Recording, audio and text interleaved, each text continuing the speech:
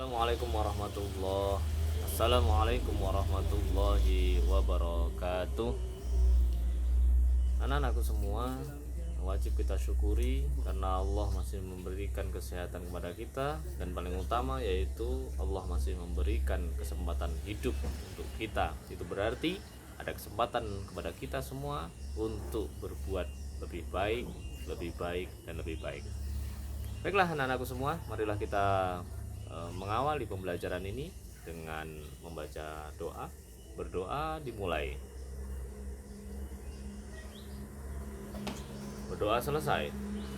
Anak-anakku kelas 10, materi kali ini yaitu tentang pengurusan jenazah dan hikmahnya. Nah, perlu diketahui pada materi ini kita nanti akan membahas atau mendalami tentang syariat Islam tentang kewajiban penyelenggaraan jenazah. Kemudian dari pembelajaran ini kita nanti diharapkan memiliki rasa tanggung jawab melalui kepada jenazah, ya. Kemudian menjelaskan tentang tata cara pengurusan jenazah dan hikmahnya, serta memperagakan, ya, tata cara penyelenggaraan jenazah. Tujuannya bisa kalian lihat pembelajaran ini, ya, nantinya kamu bisa paham, dan paling pentingnya yaitu kamu bisa mempraktikkan bagaimana tata cara pengurusan jenazah, mulai dari memandikan, mengkafani, mensolatkan, dan pemakaman. Nah, peta konsep kita bisa dilihat pada layar HP kalian masing-masing. Ada yang pertama, memandikan jenazah. Yang kedua, mengkafani jenazah. Kemudian mensolatkan jenazah dan menguburkan jenazah. Serta nanti tentunya kita akan tahu hikmahnya. Dan semua ini dalam hukum Islam, ya, ditetapkan sebagai fardu kifayah bagi tiap-tiap umat Islam. Nah, dalil-dalil tentang kematian telah jelas di dalam Al-Qur'an. Yang Bapak cantumkan di sini hanya 2 ayat, ya. Yang pertama Quran surat Al-Anbiya ayat ke-35. A'udzubillahi minasyaitonirrajim. Kullu nafsin dha'iqatul maut wa nabluukum bisyarri wal khair fitnah wa ilaina turja'un.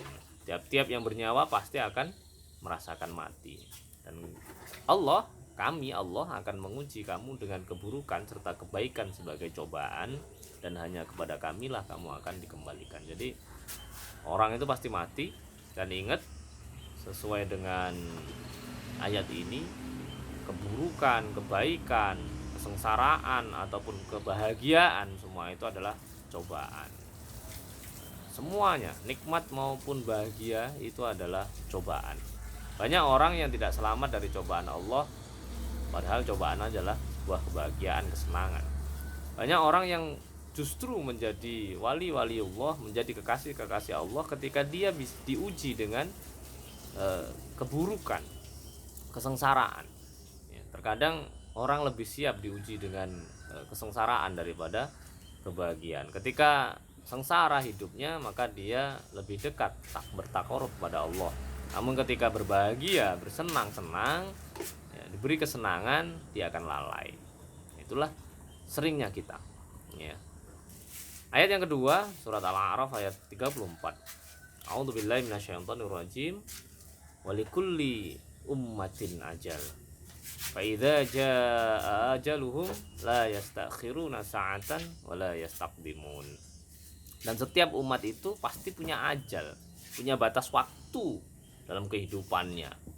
Sampai mana batas waktunya, tentu Allah yang tahu, dan kita tidak ada yang tahu.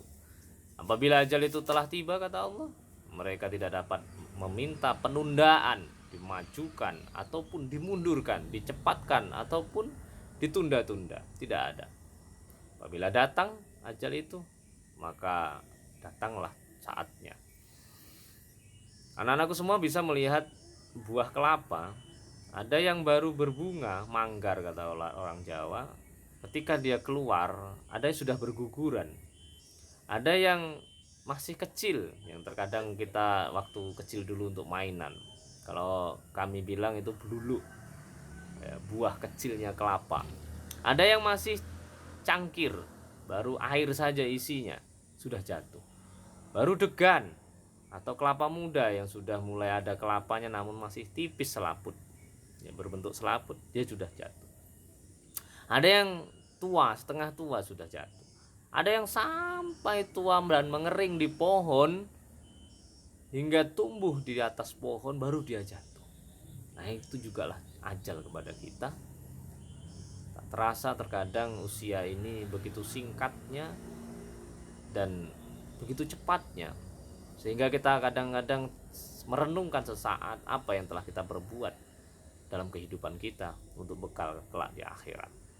Mudah-mudahan dari materi ini saya sangat berharap kepada kita semua untuk mengingat kematian, karena kematian adalah nasihat terbaik kata Rasulullah. Mudah-mudahan kita nanti diwafatkan oleh Allah dalam keadaan husnul khotimah. Nah, ini kalau mau ada link video di sini kalau mau menyimak sebuah materi. Ini bukan video saya, ya, tapi bisa untuk referensi. Jadi kalau mau lihat referensi silahkan anak-anakku, ya, tidak harus terpaku dengan bapak. Jadi silahkan cari referensi yang lain. Ini salah satunya, ya.